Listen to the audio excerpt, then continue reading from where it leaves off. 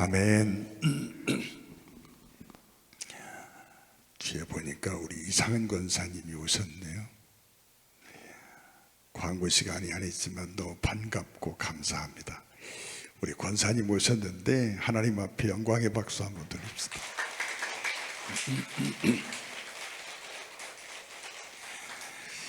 우리 권사님 속도 많이 썩여 주셨는데 너무 감사해요. 건강한 모습으로 다시 만나서 너무 감사합니다. 우리가 요한계시록을 공부하고 있어요. 오늘 11장 15절로 19절에 보면 15절에 일곱째 천사가 나팔을 불매 그럽니다.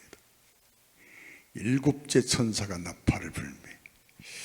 그러면서 오늘 본문을 좀 몇 가지 정리해 보면 15절 말씀을 통해서 생각합니다.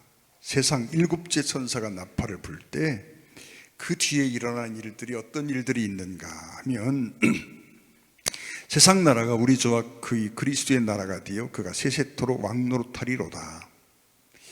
천년왕국을 나타내는 말씀 같이 보여집니다. 또 18절에서 세 가지를 생각해 보는데 주의 진노가 내려 죽은 자를 심판하시며, 죽은 자를 심판하는 이야기가 나오고, 또 주의 이름을 경외하는 자들에게 상을 주시며 마지막 상급 주는 모습을 말씀하고 있고, 땅을 망하게 하는 자들을 멸망시킬 때 땅을 망하게 하는 자들, 악한 자들에 관한 하나님의 심판을 말씀하고 있습니다. 근데 여러분, 일곱째 천사가 나팔을 불었어요. 일곱째 천사가 나팔을 불 때 어떤 일들이 일어나는지를 우리가 성경을 통해서 살펴볼 수 있는데요, 몇 가지 관계된 성경 구절을 한번 보겠습니다. 우리 계시록 10장 7절 우리가 지난주에 보았지요. 일곱째 천사가 소리내는 날 그의 나팔을 불려고 할 때 하나님이 그의 종 선지자들에게 전하신 복음과 같이 하나님의 그 비밀이 이루어지리라 하더라. 일곱째 천사가 나팔을 불 때에 하나님이 그의 종 선지자들을 통해서 말씀해 준 것처럼 그 비밀이 이루어질 것이다 라고 외치는 천사의 음성이 있었습니다. 그러면 하나님이 그의 종 선지자들에게 전하신 복음이 뭘까요? 대표적으로 고린도전서 15장 51절 52절 말씀을 소개시켜 드렸습니다. 다시 한번 보면, 보라 내가 너희에게 비밀을 말하노니 우리가 다 잠잘 것이 아니요 마지막 나팔의 순식간에 호련히 다 변화하리니. 다 잠잘 것이 아니다. 죽은 자들을 이야기합니다. 그리스도 안에서 죽은 자들, 즉 구원받은 성도들을 말합니다. 구원받은 성도들이 다 잠잘 것이 아니라 마지막 나팔에 순식간에 우리가 다 잠잘 것이 아니에요. 여기는 성도들을 말하고 있습니다. 순식간에 호련히 다 변화하리니 나팔 소리가 나며 죽은 자들이 썩지 아니할 것으로 다시 살고 우리도 변화하리라. 죽은 자의 부활과 또 성도들의, 살아있는 성도들의 변화와 이런 말씀들이 나와 있어요. 죽은 자가 부활할 것이다. 그리스도 안에 죽은 자의 부활, 흔히 우리가 첫째 부활이라고 말하는 부활이 있을 것이고, 그리고 살아있는 자들도 구원받은 성도들이 변화하는 역사, 변화산의 주님이 어떤 특별한 모습으로 변형되었던 것처럼 성도들이 변화할 것이다 라고 말씀하고 있습니다. 데살로니가전서 4장 16절 17절에 보면 주의 호령과 천사장의 소리와 하나님의 나팔 소리로, 주께서 호령과 천사장의 소리와 하나님의 나팔 소리로 친히 하늘로부터 강림하시리니 그리스도 안에서 죽은 자들이 먼저 일어나고 그 후에 우리 살아남은 자들도 그와 함께 구름 속으로 끌려올려 공중에서 주를 영접하게 하시리니 그리하여 우리가 항상 주와 함께 있으리라. 여기 나팔 소리로 친히 하늘로부터 강림하시리니 주의 강림이 있다라고 말씀합니다.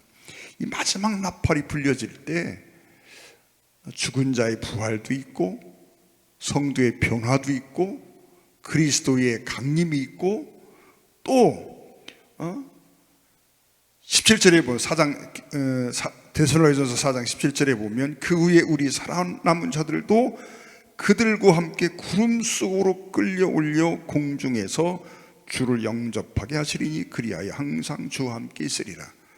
성도의 휴거가 있다라고 말씀하고 있어요. 마지막 나팔이 불려지면, 정리를 해보면요, 마지막 나팔이 불려질 때 특별한 역사들이 일어나는데, 죽은 자의 부활, 구원받은 성도로서 죽은 사람들이 부활하는 역사가 있다. 그리고 살아있는 성도들의 변화가 있고, 그리스도의 강림이 있고, 재림이라고 우리 흔히 말하는 그리스도의 공중 강림이 있고, 또 휴거가 일어나고, 이런 일들이 있다는 거죠. 또 계시록 15장 2절에 보면 또 내가 보니 불이 섞인 유리바다 같은 것이 있고, 짐승과 그 우상과 그 이름의 수를 이기고 벗어난 자들이 유리바닷가에 서서 하나님의 검은 고를 가지고 하나님의 종 모세의 노래 어린 양의 노래를 불러 이르되, 주 하나님 곧 전능하신 이시여 하시는 일이 크고 놀라우시도다. 만국의 왕이시여 주의 길이 의롭고 참되시도다. 주여 누가 주의 이름을 두려워하지 아니하며 영어롭게 하지 아니하오리까? 오직 주만이 거룩하시니이다. 주의 의로우신 일이 나타났으므로 만국이 와서 주께 경배하리라 하더라. 여러분, 이렇게 휴거한 성도들이, 즉 그의 이름의 수를 벗어난 자들이 유리바닷가에 서서 하나님의 종 모세의 노래, 여러분 이 하나님의 종 모세의 노래가 뭡니까? 홍해 바다를 건너고 나서 그 홍해를 통해서 우리를 구원하신 하나님의 역사, 그 구원에 감격해서 부르는 구원의 노래를 말하고 있어요. 그 노래, 어린 양의 노래, 구원의 노래입니다. 그 구원의 노래를 부르며 이 잔치에 참여하는 모습을 보여주고 있습니다. 여러분, 마지막 나팔이 불려지면 이런 일들이 일어난다는 거예요. 그런데 15장에 보면 아무리 살펴봐도 성도의 부활하는 모습도 안 보이고, 변화하는 모습도 안 보이고, 휴거도 안 보이고, 주님의 공중 재림도 안 보이고, 아무것도 나타나 있질 않습니다. 성경은 끝없이 마지막 나팔이 불려질 때 이 엄청난 일들이 일어난다 라고 말씀하고 있는데, 실제 마지막 나팔이 불려졌는데 15장에는 이 11장 마지막에는 아무 일도 안 일어나는 거예요.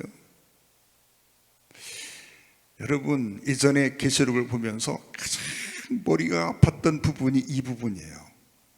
도대체 이게 뭐지 하는 생각이 들어가는 부분이거든요. 근데 여러분, 우리가 하나를 깨닫지 못해서 그런데 마지막 나팔이 불려지고 나면 세상은 크게 둘로 갈라집니다. 장면으로 따지면 세상은요, 요한계시록 12장부터 장면이요 3개의 장면으로 나뉘어집니다. 길이라고 하면 2가지 길이라고 볼 수 있는데, 첫째는 구원받은 성도들이 가는 길이 있습니다. 구원받은 성도들, 즉 죽은 부활한 성도들도 있고요, 변화받은 성도도 있고요, 그 휴거한 성도들이 있는데, 그들이 가는 길이 있습니다. 그건 공중으로 들려 올라가서 그리스도와 함께 혼인잔치를 여는 내용들이 있는 거지요. 근데 그 내용은 15장에 가서나 나옵니다. 11장 마지막에서 15절에서 마지막 나팔이 불려지고 12장, 13장, 4장을 건너서 15장에 가서 이 혼인잔치의 모습이 보여집니다. 근데 여러분, 또 하나 구원받지 못한 성도들이 가는 길이 있습니다.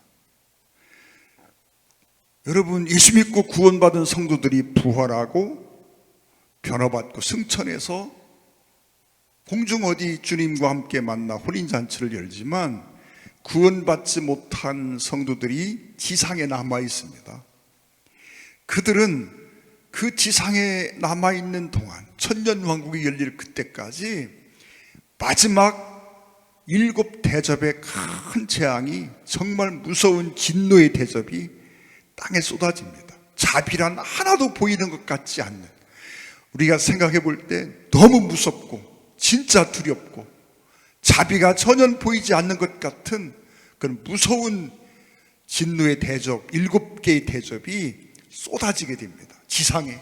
그런데 지상에는 지금은 구원받은 성도가 하나도 남아있질 않습니다. 구원받은 성도들은 이미 다 휴거해서 그리스도와 함께 공중에 올려가 있습니다. 지상에는 구원받지 못한 성도들, 사람들만 남아있고, 이제 정말 거기에 제 생각하면 너무 두렵고 자비가 전혀 보이지 않고 그런 무서운 재앙이 지상에 쏟아지게 됩니다. 7 대접의 재앙이라 해서 7 카테고리로 나누어지는 그런 재앙이 이 땅에 쏟아지는 겁니다. 네, 여러분, 장면으로 따지면 3개의 장면이 있습니다. 하나는 여러분 12장부터는요 장면이 3개입니다. 같은 시간에 이루어지는 것임에도 장면이 나누어지고요, 장면이 3개인데, 첫째 장면은 구원받은 성도들이 올라가 있는 공중 혼인잔치가 열리고 있는 그 장면이 있고, 또 하나는 구원받지 못한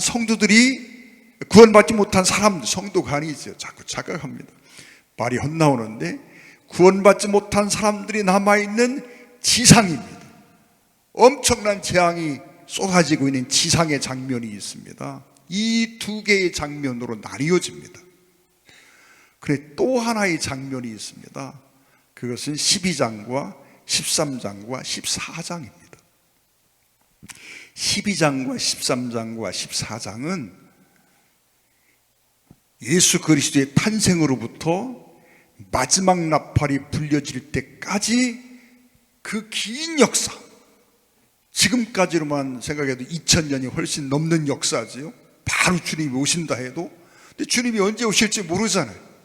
근데 첫 번째 그리스도의 탄생으로부터 주님이 재림하실 때까지, 달리 표현하면 마지막 나팔이 불려질 때까지 그 긴 역사를 12장, 13장, 14장에 줄여가지고 다시 한번 보여주고 있는 내용이 12장, 13장, 14장입니다. 12장, 13장, 14장은 요한계시록 11장 15절 마지막 나팔이 불려지기 이전 그리스도의 탄생부터 그때까지의 역사를 함축해서 보여주고 있는 거예요. 여러분, 그리스도의 공중 재림과 성도의 변화와 휴거, 첫째 부활, 이런 사건들은 정말 인류 역사의 가장 놀라운 클라이막스 같은 그런 장면이죠. 이 기가 막힌 장면이 등장하기 전에, 어쩌면 정말 인류 역사의 최고의 장면이 있잖아요. 이 장면이 보여지기 전에 지나간 역사를 한번 다시 보여주는 거예요. 제가 그 전에 계시록을 강의하면서 그런 말씀 드린 적이 있습니다. 예전에는 드라마가 50부작, 60부작 그런 게 있었어요. 예전에 여로라는 드라마가 있었어요. 여로.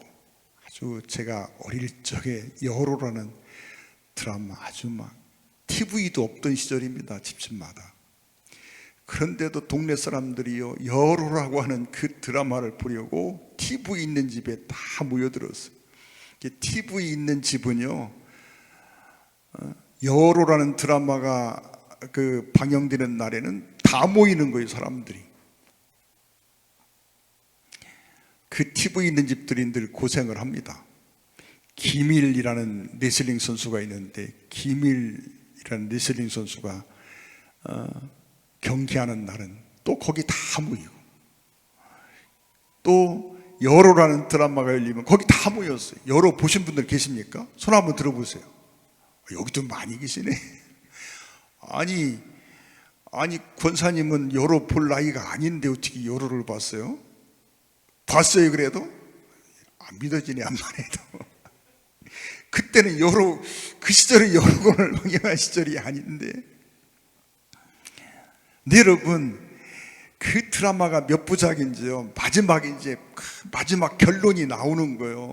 그거 보러 갔는데 그걸 안 보여줘.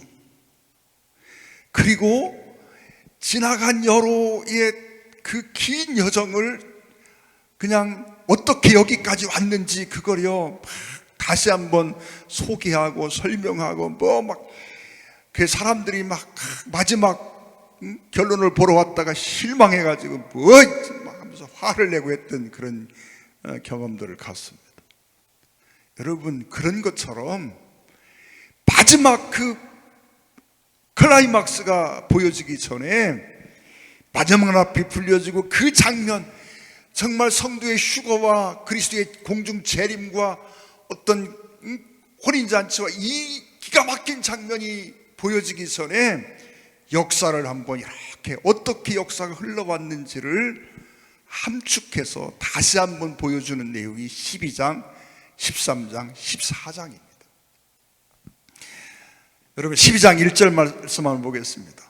1절, 2절 말씀 보지요. 하늘에 큰 이적을 보이니 해를 옷 입은 한 여자가 있는데 그 발 아래에는 달이 있고 그 머리에는 12별의 관을 썼더라.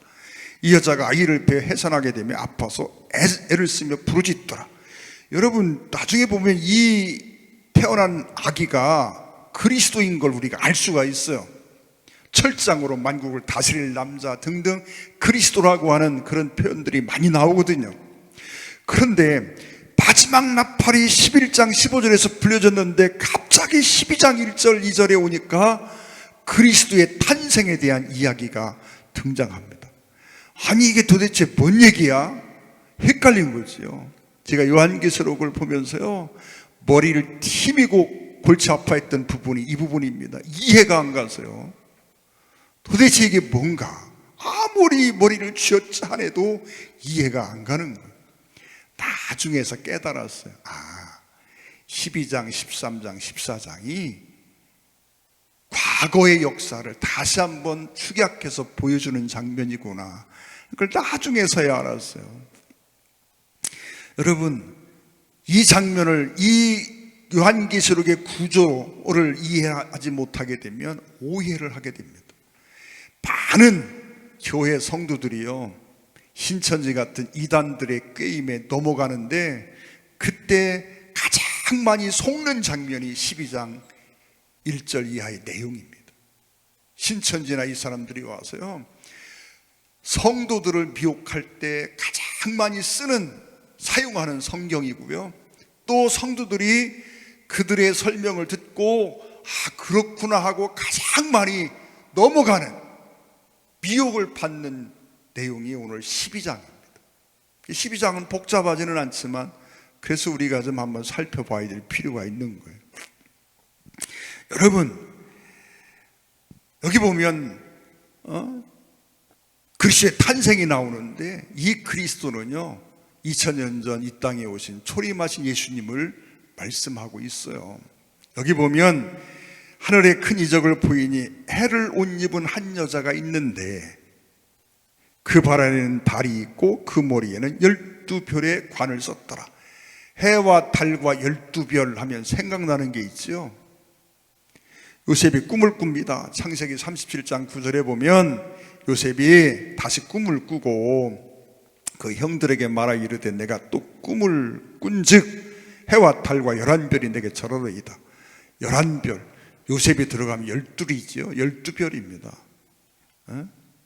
여러분, 야곱과 그의 형제들, 야곱과 또 부인과 또 그의 자녀들의 이야기가 나와 있어.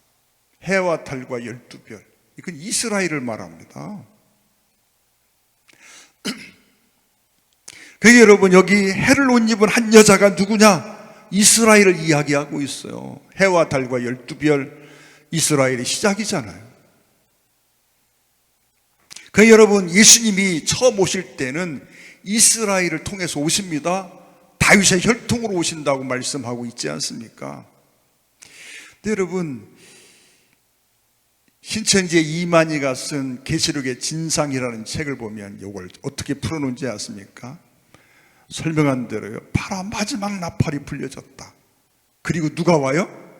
메시아의 탄생이 나오는 거예요. 그러니까 파라 마지막 나팔이 불려지고 메시아의 탄생이 이루어졌다는 이야기는, 마지막 나팔이 불려지자마자 이런 성도의 휴거나 이런 부분들을 이야기하는데, 이 부분은 바로 이런 것이다라고 설명을 합니다. 뭐라고 설명합니까? 마지막 나팔이 불려지고 그리스도가 재림하는데, 그 그리스도의 재림이 12장 1절 2절이라고 말하는 거예요. 이 재림 예수를 말한다고 하고 있어요. 재림 예수가 아닙니다. 초림하신 예수님이 있습니다. 그리고 이만희는 여기 해를 옷 입은 여자, 해를 옷 입은 이 여자가 누구냐? 유재열이라고 말합니다. 장막성전을 처음 만들었던 유재열, 박태선 씨의 제자지요. 전도관 박태선 씨의 제자입니다. 제자인 유재열이라고 말해요. 지난주에 말씀드렸죠. 유재열을 하면 잘 몰라도 싸이의 장인하면 압니다. 그렇죠? 싸이 모르는 분 계세요? 싸이 모르는 분 한번 손 한번 들어봐요. 우리 다 알아요. 어른들도 싸이가 누군지 알아요? 그 유명한 싸이의 장인입니다. 여러분, 볼링용품 수입상 하고 있어요. 여러분, 이 사람 밑에서 이만희가 교육을 받았어요. 그리고 이 유재열을 제끼고 이만희가 장막성전을 차지하고, 그리고는 지금 신천지 교주가 돼 있는 거예요. 유재열이가 바로 이 해를 옷 입은 한 여자라고 소개를 합니다. 그리고 유재열을 통해서 메시아가 탄생하는데, 그 메시아가 누구냐? 이만희라고 소개를 하고 있어요. 계시록의 진상 2라는 책이 있어요. 그 책에 이만희가 쓴 책인데, 거기 보면 그렇게 나와 있어요. 근데 여러분, 이건 초림하신 예수님을 말하고 있지 재림 예수를 말하는 게 아닙니다. 12장 3절 한번 보겠습니다. 3절 4절에 하늘에 또 다른 이적을 보이니 보라, 한 큰 붉은 용이 있어 머리가 7이요 뿔이 10이라. 그 여러 머리에 7 왕관이 있는데, 그 꼬리가 하늘의 별 3분의 1을 끌어다가 땅에 던지더라. 용이 해산하는 여자 앞에서 그가 해산하면 그 아이를 삼키고자 하더니, 예수님이 탄생할 때 마귀는요, 이 용은 마귀인 걸 우리가 알잖아요. 뒤에 보면 소개합니다. 옛 뱀이라고도 하고 마귀라고도 하고 사단이라고도 하는, 이라면서 소개를 합니다. 이 용은 사탄을 얘기하고 있어요. 사탄은 예수 그리스도가 탄생할 때 그가 누구인지를 알고 있어요. 그래서 이 예수 그리스도를 죽여야만 자기가 살 수 있다고 생각을 합니다. 그래서 어떻게 하든 태어난 예수 그리스도를 죽이려고 정말 온갖 것들을 다 동원합니다. 그래서 여러분, 이 사탄이 누구를 처음 충동합니까? 헤롯을 충동합니다. 그래서 헤롯을 충동해서 예수 그리스도가 초림할 때, 탄생했을 때 그 아기 예수를 죽이려고 헤롯이요 무슨 짓을 했습니까? 근동의 어린아이를 다 죽여버렸어요. 그런 일들이 벌어집니다. 두 번째는 유다의 마음속에 충동을 합니다. 유다의 마음속에 예수를 팔 생각을 넣었다 그랬습니다. 요한복음 13장 2절에 보면 마귀가 벌써 시몬의 아들 가룟 유다의 마음에 예수를 팔려는 생각을 넣었더라. 유다의 마음속에요, 마귀가 슬그머니 제 생각을 집어넣었어요. 예수님을 팔 생각을 넣었어요. 어떤 분이 설명을 하는데, 유다는 예수님을 십자가에 못 박아 죽이는 걸 상상한 게 아니라 예수님의 능력을 믿었던 유다가 만약에 사람들이 예수님을 잡아 죽이려고 하면 그 창조의 능력을 가지고 그것들 다 쓸어버리고 로마도 물리치고 이스라엘을 독립시키고 예수님이 유대의 왕으로 등극하실 것 아니냐, 이런 생각을 했다는 거예요. 근데 그건 맞는 말인지 틀린 말인지 모르겠습니다. 그건 상상이지 성경의 얘기는 아닙니다.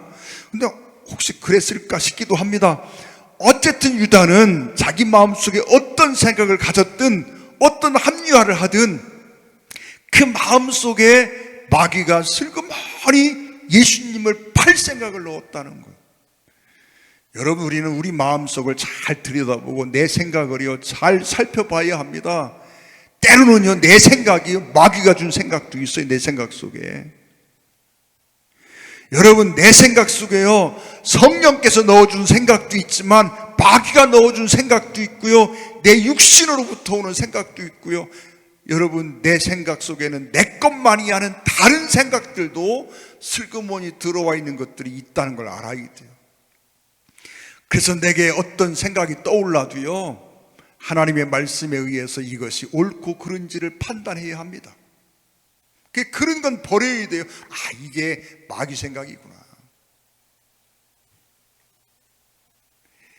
예수님이 십자가의 비밀을 이야기하자 베드로가요 깜짝 놀라서 말합니다.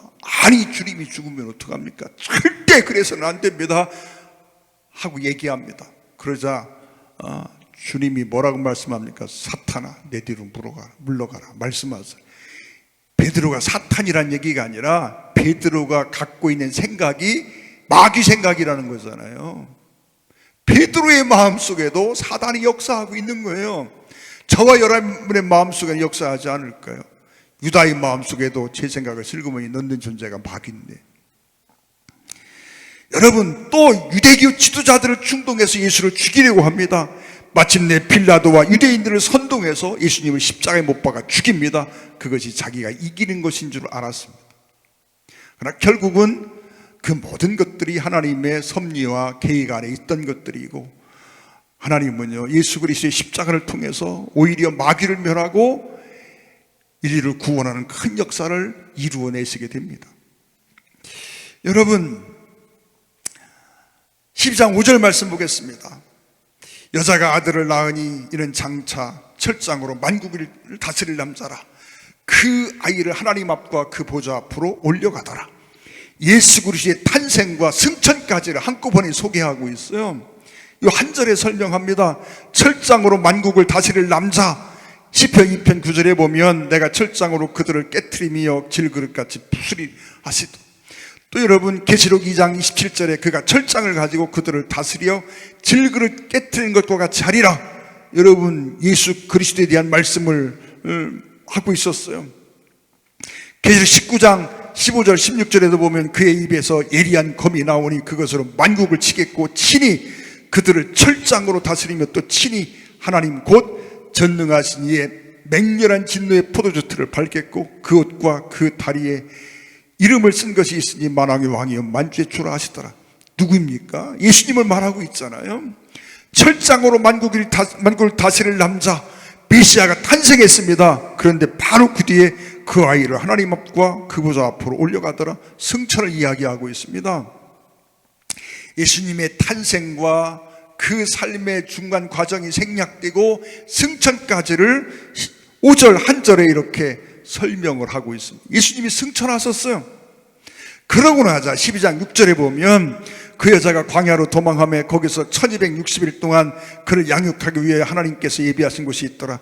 하늘에 전쟁이 있으니 미가엘과 그의 사자들이 용과 더불어 싸울세. 용과 그의 사자들도 싸우나 이기지 못하여 다시 하늘에서 그들이 있을 곳을 얻지 못한지라. 큰 용이 내쫓기니 옛 뱀, 곧 마귀라고도 하고 사탄이라고도 하며 온 천하를 끄는 자라. 그가 땅으로 내쫓기니 그의 사자들도 그와 함께 내쫓기니라. 여러분, 이 용의 머리가 7이고 뿔이 몇 개라고요? 10개나 된대요. 용이 실제로 있습니까? 여러분, 이 마귀 사탄을 상징하고 있는 거잖아요. 마귀가 머리가 7이래, 뿔이 10이래. 여러분, 실제로 머리가 7개 달렸다는 얘기가 아니고 뿔이 10개 달렸다는 얘기가 아니라 지혜와 힘과 능력이 뛰어나다는 얘기입니다. 사람이 상상할 수 없을 만큼 놀라운 지혜가 있고 또 능력이 있다는 거예요. 저와 여러분은 그를 이길 만한 힘이 없어요. 마귀랑 싸워서 우리가 무슨 재주로 이깁니까? 우리는 못 이깁니다. 그런데 여러분, 마귀가 아무리 능력이 많고 아무리 지혜가 많아도 여러분, 이 마귀가 하늘로 그리스도가 승천하고 나자 막 따라 올라갑니다. 그래서 하늘에 전쟁이 있는데 미카엘과 천사장 미카엘과의 전쟁이 있어요. 근데 이기지 못하고 쫓겨나잖아요.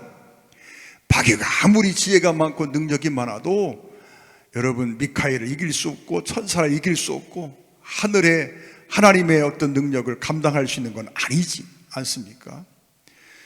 여러분, 마귀가 아무리 능력이 많고 아무리 지혜가 뛰어나고 힘이 있고 기사와 이적을 행해도요, 주님을 당할 수는 없는 겁니다. 그런데 여러분, 유다서 1장 6절에 보면 또 자기 지위를 지키지 아니하고 자기 처소를 떠난 천사들을 큰 날의 심판까지 영원히 결박으로 흑암에 가두셨으며, 또 베드로서 2장 4절에 하나님이 범죄한 천사들, 즉 마귀 사탄을 얘기합니다. 용서하지 아니하시고 지옥에 던져 어두운 구덩이에 두어 심판 때까지 지키게 하셨다라고 말합니다. 결국 마귀 사탄은 하나님께 패합니다. 그렇잖아요. 당할 수 없는 거지요. 그런데 이 마귀가 12장 10절에 보니까 내가 또 들으니 하늘에 큰 음성이 있어 이르되 이제 우리 하나님의 구원과 능력과 나라와 또 그 그리스도의 권세가 나타났으니 우리 형제들을 참수하던 자 곧 우리 하나님 앞에서 밤낮 참수하던 자가 쫓겨났고, 또 우리 형제들이 어린 양의 피와 자기들의 증언한 말씀으로 그를 이겼으니 그들은 죽기까지 자기의 생명을 아끼지 아니하였도다. 그러므로 하늘과 그 가운데 거하는 자들은 즐거워하라. 그러나 땅과 바다는 화 있을진저 이는 마귀가 자기의 때가 얼마 남지 않은 줄 알므로 크게 분내어 너희에게 내려갔음이라 하더라. 용이 자기가 땅으로 내쫓긴 것을 보고 남자를 낳은 여자를 박해하는지라. 여러분, 남자를 낳은 여자, 남자를 낳을 때까지는 이스라엘을 말합니다. 그러나 남자를 낳고 나서는 그 교회를 말하고 있어요. 이미 남자를 낳은 이후에 그리스도의 탄생 이후에 이 여자는 교회를 말합니다. 그 남자를 낳은 여자, 교회 안에 성도 마찬가지지요. 여자를 박해하는지라. 그 여자가 큰 독수리의 두날리기를 받아 광야 자기 곳으로 날아가 거기서 그 뱀의 낯을 피하여 한 때와 두 때와 반 때를 양육받음에 여자의 뒤에서 뱀이 그 입으로 물 강같이 토하여 여자를 물에 떠내려 가게 하려 하되 땅이 여자를 도와 그 입을 벌려 용의 입에서 토한 강물을 삼키니 용이 여자에게 분노하여 돌아가서 그 여자의 남은 자는 곧 하나님의 계명을 지키며 예수의 증거를 가진 자들과 더불어 싸우려고 바다 모래 위에 서 있더라. 여러분, 예수 그리스도의 부활과 승천 이후에 교회가 세상에 남겨져 있어요. 그 교회가 사단의 세력 가운데 얼마나 많은 어려움과 고난을 겪었는지는 우리가 잘 압니다. 그렇죠? 로마 시대에 10번에 걸친 엄청난 박해, 그런 박해를 더불어 대대로 얼마나 많은 박해가 있었어요. 우리나라의 기독교가 전파된 이후에도 여러분, 우리 믿음의 선배들이 그저 쉽게 신앙생활을 했습니까? 아니에요. 다 고난을 겪었습니다. 말도 못할 엄청난 어려움들을 겪으며 믿음을 지키고 개척해 왔어요. 그러나 여러분, 중요한 게 있습니다. 사탄이 그렇게 교회를 무너뜨리고 성도를 핍박하고 어떻게 하든 그 믿음을 말살해 보려고 몸부림치지만, 그러나 결국 승리는 누가 합니까? 주님이 하시는 거예요. 여러분, 그래서 12장 5절에 그 4절에 보면 뭐라고 말합니까? 14절에 그 여자가 큰 독수리의 두날리기를 받아 광야 자기 곳으로 날아가 거기서 그 뱀의 낯을 피하여 한 때와 두 때와 반 때를 양육받으며, 즉 뭐요? 하나님이 그들을 지키시고 보호하신다는 겁니다. 하나님의 교회를 지키십니다. 그러니 여러분, 사단이 아무리 용을 쓰고 아무리 지혜가 많고 아무리 능력이 많아도 우리가 그리스도 안에 있으면 두려워할 필요는 없다라고 하는 거죠. 분명 사탄은 두려운 존재입니다. 그러나 여러분, 주님이 나와 함께 계시면 정말 내가 그리스도와 온전히 하나가 되어 있으면 그 사탄의 역사를 두려워할 필요가 없다는 이야기입니다. 예전에 제가 만화책을 엄청 좋아했다 그랬어요. 초등학교 때. 저희 집은 윗따로 떨어져 있어요. 우리 장로님들은 저희 이 시골집을 아는데요, 윗단 집에요, 산 하나를 돌아서 건너가야 큰 동네가 있어요. 만화책을 빌렸는데 여러분, 돈이 없으니까 다 돈을 조금씩 모아가지고 공동으로 만화책을 빌립니다. 그러면 저희 집에서 보는 게 아니잖아요. 큰 동네, 여러 아이들이 있는 동네로 갈 것 아닙니까? 만화책 보다 보면 해가 꼴깍 넘어가서 캄캄해집니다. 가로등이 있지도 않고 옛날 시골에. 여러분, 이렇게 그 산길을 오려고 하면 아무리 무서워하지 않으려고 해도요, 꿩 한 마리만 푸드득 날아가면 간이 오그라듭니다. 그런데요, 우리 집에 키우던 개가 있습니다. 제가 그 소리를 내면요, 그 먼 데서 어떻게 알고 옵니다. 그러면 강아지가 옆에 딱 서면요, 꿩이 날아가도 걱정 없고. 여러분, 요즘은 뭐 고라니 이런 거 없어, 뭐 산에 많이 있지만 어떤 뭐 토끼가 있든 꿩이 있든 고라니가 있든 뭐가 있든 강아지 한 마리 옆에 서 있는데요, 두려움이 다 달아납니다. 여러분, 어느 때 그런 생각 해봅니다. 내가 무언가 두려워하고 있을 때 얼핏 하나님이 내 마음속에 주는 마음이 있습니다. 야, 네가 키우던 강아지 한 마리만 또 못하냐? 내가 키우던 개만 또 못하냐라고 주님 말씀하시는 음성을 듣습니다. 여러분, 강아지 한 마리가 내 옆에 서 있어도 두려움을 이겨내는데 주님이 말씀하세요. 계시록 1장부터 지금 12장까지 계속 말씀합니다. 마귀 걱정하지 마, 내가 너 붙잡고 있어, 내가 너 지켜줄 거야 말씀하잖아요. 내가 주님 떠나면 잡혀먹을 수밖에 없습니다. 이길 재주가 없어요. 마귀는 사람의 지혜와 능력을 뛰어넘습니다. 감히 창조주 하나님과 한판 떠보려고 시도했던 존재가 마귀입니다. 그만큼 능력이 있다는 얘기입니다. 우리는 못 이깁니다. 내 힘 가지고 이길 수는 없습니다. 주님이 나와 함께 하셔야만 내가 비로소 이길 수 있는 것이지, 주님이 나와 함께 하지 않으면 할 수 없습니다. 근데 여러분, 오해하지 마십시오. 우리가 아무리 주님 내 편 되어주세요 그래도요, 주님은 내 편 안 되어주십니다. 여러분, 주님이 내 편 되는 방법은 오직 하나밖에 없습니다. 내가 주님 편이 되는 겁니다. 여러분, 내가 주님 편이 되는 방법, 주님과 하나가 되는 방법, 주님이 내 편 되는 방법은 내가 주님께로 가는 것밖에 없어요. 근데 많은 사람들이요, 주님의 마음과 주님의 말씀과 생각과 동떨어져 살면서요, 다 기도하기는 하나님 내 편 되어주세요, 내 사정 좀 알아주세요, 나와 함께 해주세요라고 기도합니다. 여러분, 아무리 때를 쓰고 기도해도요, 주님이 그 소리를 듣고 내 편 되어주는 분이 아닙니다. 내가 주님께로 가야 합니다. 내가 주님 편에 서야 합니다. 여러분, 내가 주님 편이 되기만 하면 여러분, 무엇이 무섭겠습니까? 여러분, 내가 주님 편에 서기만 하면 마귀도 이길 수 있고 세상의 어떤 것도 이길 수 있는 줄로 믿습니다. 계시록은 계속 말합니다. 두려워하지 마라, 내가 너와 함께 합니다 라고 말씀하고 있습니다. 내가 너를 붙잡고 있다. 계시록 1장부터 계속해서 주시는 말씀입니다. 여러분, 두려워하지 마십시오. 걱정하지 마십시오. 주님이 나를 붙잡고 계십니다. 여러분, 두려운 마음이 있다는 건 내가 주님께 온전히 다가가지 않았다는 얘기입니다. 기도하겠습니다. 하나님 아버지, 고맙습니다. 마귀가 온갖 꾀를 동원해서 또 온갖 방법을 동원해서 교회와 성도를 핍박한다 할지라도 우리가 온전히 주님 편에 서기만 하면 넉넉히 이기고도 남을 줄로 믿습니다. 두려워할 일이 아니라 마귀를 두려워할 것이 아니라 내가 주님께로부터 떨어지는 것을 두려워할 줄 알게 하여 주옵소서.